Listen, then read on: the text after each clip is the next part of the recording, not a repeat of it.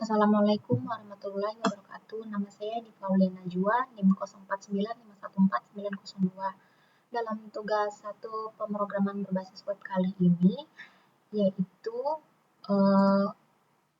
untuk membuat sebuah website yang terdiri dari struktur project, yaitu ada login, di sini ada login, ada dashboard, lalu ada tracking, ada stock untuk HTML, lalu di CSS di sini juga ada style CSS, di JS juga ada app.js dan data.js.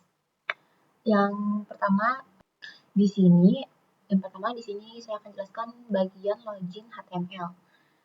Di bagian ini saya menggunakan struktur HTML yang valid dan sinematik dengan ada tag head, body, dan juga ada title dan meta viewport.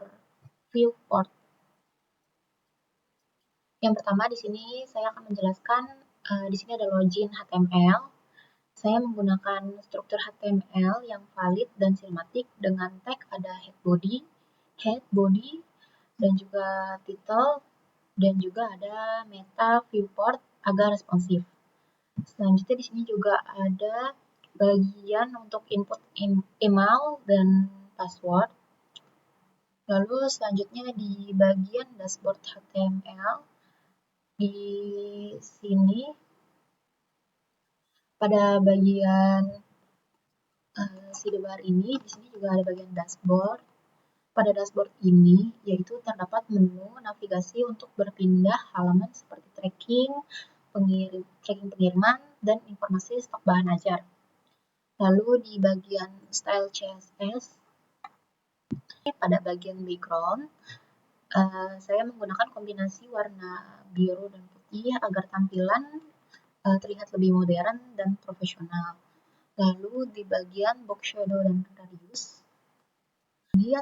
shadow dan border radius, saya menambahkannya agar tampilan lebih modern dan user friendly. Lalu ada juga bagian grid flexbox, saya juga menambahkannya yaitu untuk mengatur layout agar terlihat lebih rapi. Lalu di bagian app.js, di sini di bagian awalnya, di bagian function login, pada bagian ini untuk mengambil input email dan password menggunakan DOM dengan get element by ID. Kemudian sistem mencocokkan data pengguna dari file data.js menggunakan metode find. Bagian email dan password, di sini saya juga menambahkan validasi form agar pengguna tidak bisa login jika inputannya kosong. Lalu di bagian alert, di sini saya menggunakannya sebagai feedback jika login berhasil atau gagal. Di sini selanjutnya ada bagian creating date. Fungsinya di sini yaitu untuk menampilkan secara otomatis berdasarkan waktu lokal pengguna, seperti misalnya lagi mengerjakannya di waktu pagi, siang, sore, atau malam. Lalu selanjutnya di bagian stok HTML, di sini data stok bahan ajar yang akan ditampilkan secara dinamis dari data.js menggunakan manipulasi DOM. Selanjutnya di bagian app.js, di bagian tracking juga ada. Di bagian tracking ini yaitu untuk membaca nomor delivery order, lalu menampilkan detail pengiriman dan riwayat perjalanan secara dinamis. Selanjutnya saya akan mempraktekkan untuk masuknya. Di sini masuk ke login HTML dan bisa langsung di layer server. Di sini sebagai contoh saya masukkan yang ini dulu, yang percobaan pertama, yaitu misalnya dia nggak bisa masuk. Saya masukkan passwordnya juga asal. lalu login.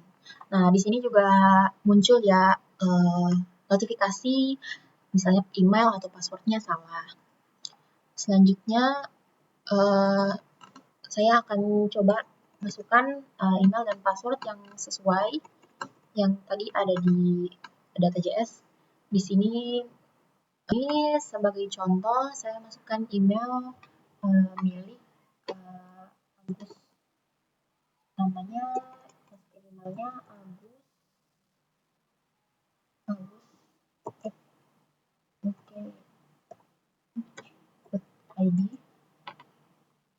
lalu passwordnya di sini ada agus 123.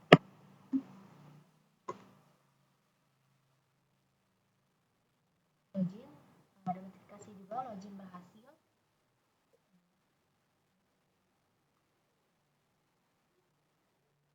Nah, di sini saya milik di sini sudah ada sekarang hari lagi siang dan login sebagai Agus Pranoto. Dan ini di bagian dashboard juga ada bahan ajar, tracking pengiriman dan laporan untuk monitor progress. Ada juga rekap bahan ajar. Lalu di sini saya akan untuk menu stok bahan ajar, di sini menampilkan ada daftar bahan ajar apa saja yang ada, mulai dari kode buku, nama buku, dan juga stoknya. Di bagian menu bawah ada menu untuk tambah bahan ajar.